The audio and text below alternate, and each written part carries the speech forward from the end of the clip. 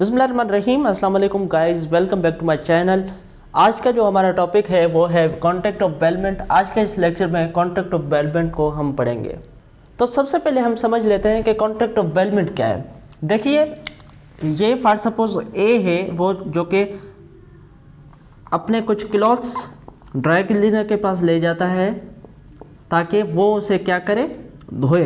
अब इस केस में ए ने अपने गुड्स को क्या किया, डिलीवर किया ड्राई क्लीनर को। किस पर्पस के लिए? क्लीनिंग पर्पस के लिए, ठीक है। अब ये क्या है, ये बेलमेंट है, ये कॉन्ट्रैक्ट ऑफ बेलमेंट है। ये कॉन्ट्रैक्ट ऑफ बेलमेंट क्या है? कॉन्ट्रैक्ट ऑफ बेलमेंट असल में क्या है, फिर इसको देखते हैं।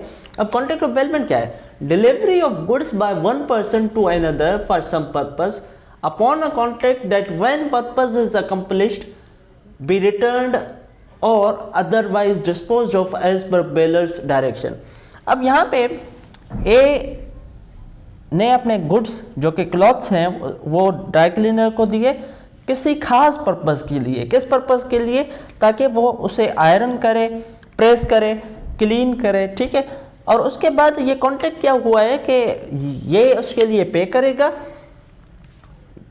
ड्राई क्लीनर को, और उसके बाद जो है वो ड्राई क्लीनर ये गुड्स वापस रिटर्न कर देगा ए को। अब ये क्या है? ये कॉन्ट्रैक्ट ऑफ बेलमेंट है। अब यहाँ पे अगर आप देखें, ए जिसने डिलीवरी दी है ये है बेलर, और जिसको डिलीवरी दी गई है ये होगा बेली। एक और मिसाल देख लेते हैं। ए जो है वो अपना कोई डॉक्यूमेंट सेंड करता है, टीसीएस को भेजता है, और टीसीएस के ज़रिए जो है वो कहाँ पे भेजता है? इस्लामाबाद, फॉर सपोज हेग को भेजता है। अब यहाँ पे क्या है, यहाँ पे टीसीएस क्या हो जाएगा? बेली है। डिलीवरी किसको दी गई? डिलीवरी बेली को दी जाती है, और डिलीवरी यहाँ पे बेली कौन है? टीसीएस वाला। ए कौन है? ए बेलर है। गुड्स क्या है? डॉक्यूमेंट्स हैं कुछ, ठीक है। अब यहाँ पे क्या हो रहा है, गुड्स की डिलीवरी दी जा रही है ना, ए से बेली को ट्रांसफ़र की जा रही है टीसीएस किसी खास पर्पस के लिए। पर्पस क्या है कि वो डॉक्यूमेंट जो है वो इस्लामाबाद हेग के ऑफिस पहुंचाए जाए, ठीक है। अब यहाँ पे मैंने ये एग्जांपल क्यों दी? ये एग्जांपल इसलिए दी कि यहाँ पे क्या लिखा हुआ है? B return. बी रिटर्न मतलब जिसने ए ने क्लॉथ दिए हैं तो वापस ए को दिए जाए, और otherwise disposed of as per बेलर्स direction. यहाँ पे बेलर्स की डायरेक्शन क्या थी? बेलर की डायरेक्शन ये थी कि मेरे जो डॉक्यूमेंट हैं वो हेग के ऑफिस पहुँचाए जाएं। तो यहाँ पे टीसीएस ने, बेली ने डॉक्यूमेंट्स वापस रिटर्न ए को नहीं किए, लेकिन इसके डायरेक्शंस पे हेग को पहुँचा दिए हैं, हेग इस्लामाबाद। अब ये भी कॉन्ट्रैक्ट ऑफ बेलमेंट है। अगर यहाँ पे आप देखें तो यहाँ पे कंसिडरेशन एक इम्पॉर्टेंट फैक्टर है। इसमें भी कंसिडरेशन होगा, जाहिर सी बात है, टीसीएस जो है वो पैसे लेगा। यहाँ पे भी कंसिडरेशन होगा, ड्राई क्लीनर जो हैगा वो पैसे लेगा। कुछ ऐसे बेलमेंट्स होते हैं जिसमें कंसिडरेशन नहीं होती, तो उसे हम कहते हैं ग्रेचुइटस बेलमेंट। जिसमें कंसिडरेशन नहीं होती वो बेलर या बेली की एक्सक्लूसिव बेनिफिट के लिए होती हैं। और एक चीज़ मैं आपको बता दूँ कि ये जो ग्रेचुइटस बेलमेंट है ये बेलर या बेली की डेथ के साथ टर्मिनेट हो जाती है। ग्रेचुइटस बेलमेंट के हवाले से एक और इम्पॉर्टेंट चीज़ यहाँ पे जो सेक्शन 159 में है कि गुड्स रिटर्न हो सकते। फॉर सपोज बेलर जो है वो बेली को गुड्स डिलीवर करता है किसी खास पर्पस के लिए और किसी स्पेसिफाइड टाइम तक के लिए, लेकिन उस टाइम, स्पेसिफाइड टाइम से पहले भी वो बेलर जो है वो गुड्स रिटर्न कर सकता है, रिटर्न मांग सकता है, ठीक है। लेकिन इस केस में अगर बेली को कुछ नुकसान होता है तो फिर बेलर जो है वो उसे इंडिम्निफाई कर देगा। अब हम आ जाते हैं duties of belly, duties of baler पर। अब ये जो ड्यूटीज़ हैं, बेली के जो ड्यूटीज़ हैं वो बेलर के राइट्स हैं, बेलर के जो राइट्स हैं वो बेली के ड्यूटीज़ हैं। सबसे पहले हम जो है वो देख लेते हैं कि बेलर के राइट्स क्या हैं, क्योंकि डिलीवरी फर्स्ट ऑफ ऑल कौन देगा? बेलर देगा बेली को। तो हम ड्यूटीज़ ऑफ बेलर समझते हैं। सबसे इम्पॉर्टेंट जो फर्स्ट ड्यूटी है बेलर की, जो कि सेक्शन 150 में मेंशन्ड है, वो है टू डिस्क्लोज ऑल फॉल्ट्स। तो सेक्शन क्या कहता है, सेक्शन को स्टडी करते हैं। Bailor's duty to disclose faults in goods bailed, ठीक है।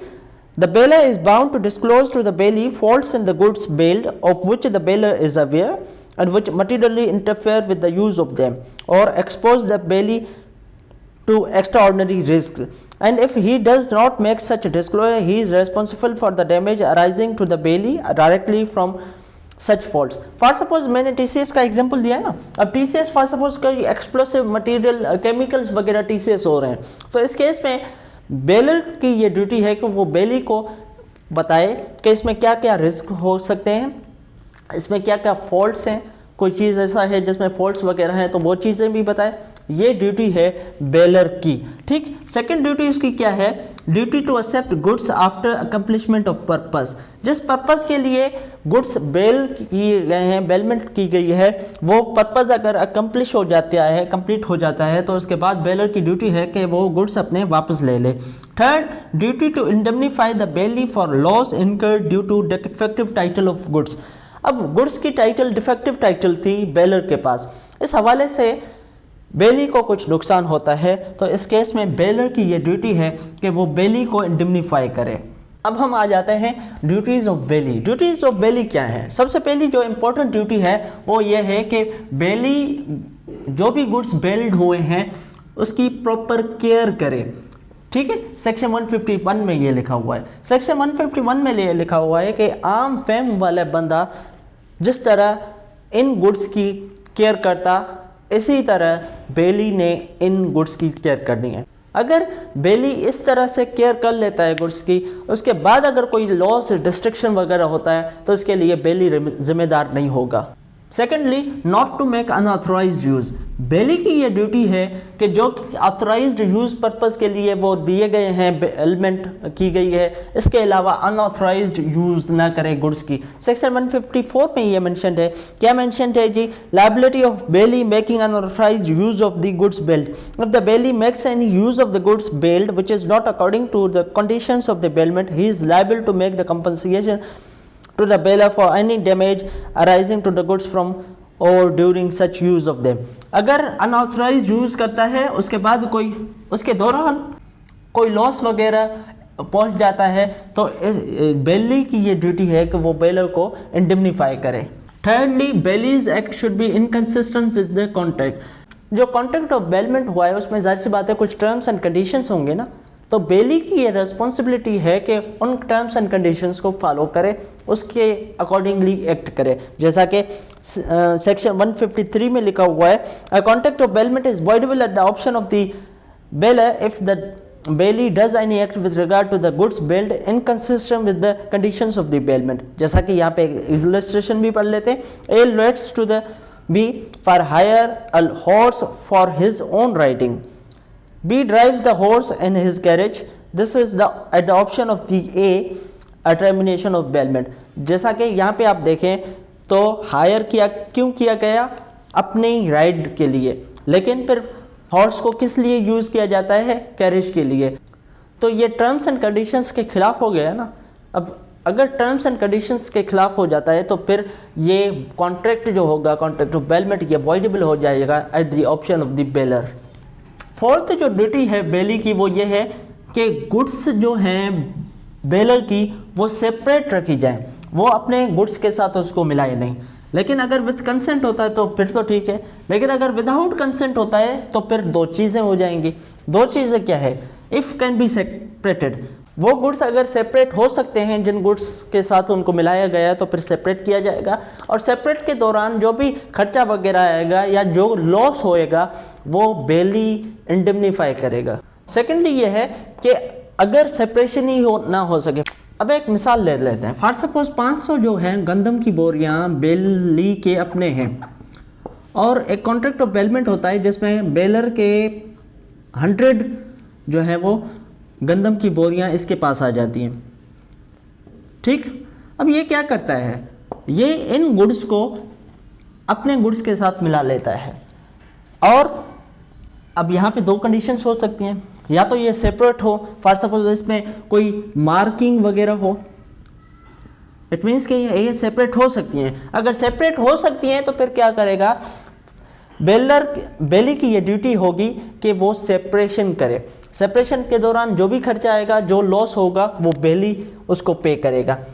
सेकेंड कंडीशन ये हो सकती है कि इसमें कोई मार्किंग वगैरह नहीं है। अब मार्किंग वगैरह नहीं है तो 500 100 ये वाले दोनों मिल चुके हैं। अब मिल चुके हैं तो ये सेपरेट नहीं हो सकते। अगर सेपरेट नहीं हो सकते गुड्स, तो फिर क्या होगा, फिर जो है वो बेली की ये ड्यूटी है कि वो बेलर को कंपनसेट करे।